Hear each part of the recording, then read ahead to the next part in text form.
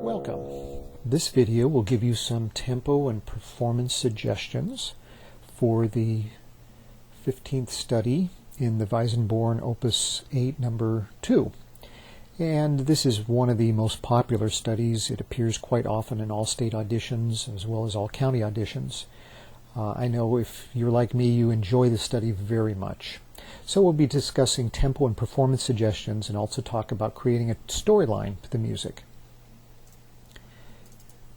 I have recorded this study and you can find it at toread.net, or you can also find it on YouTube. You might find this helpful as you are studying this as well. So let's look at the opening a little bit. Notice that it's marked lento, which means slow, and he gives the instructions a piacere, which means at your pleasure or with freedom. This is an opening introduction that should be played very freely. You should allow plenty of time to express yourself. In particular, there's a cadenza section to this, where you've got a number of 16th notes that start out slowly, gradually get faster and faster. That's what the crescendo stringendo means, and at the end should slow down. And to do this artistically, you need to practice this very carefully. Suggest using different rhythms for the 16th notes and practicing it slowly as well. When you get to the Andante, don't take this too slow.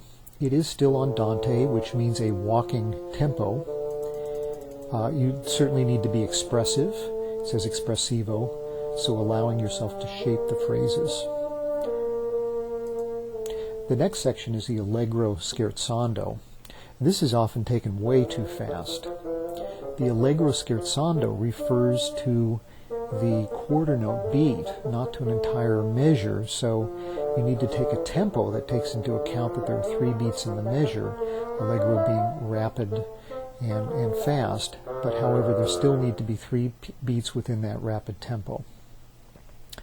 The one puzzling feature I do find in this particular etude is where it's marked Tranquillo, which doesn't seem very tranquil at all. You've got these leaps, you've got this exchange between forte and piano.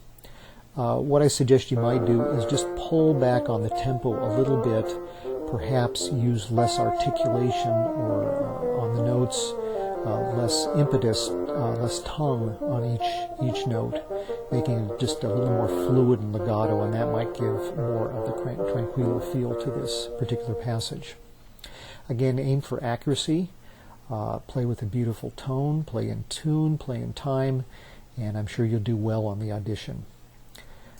One thing that I've found helpful is to sometimes create storylines for music. This is a helpful way to think through new ways of expressing the music. Sometimes if you can picture a story or events happening, this may help you better express your musical talents, and this could improve your musicianship. Try different stories and things. So here's a fun little story I've used for years with students, and I think you might enjoy it as well. Thanks.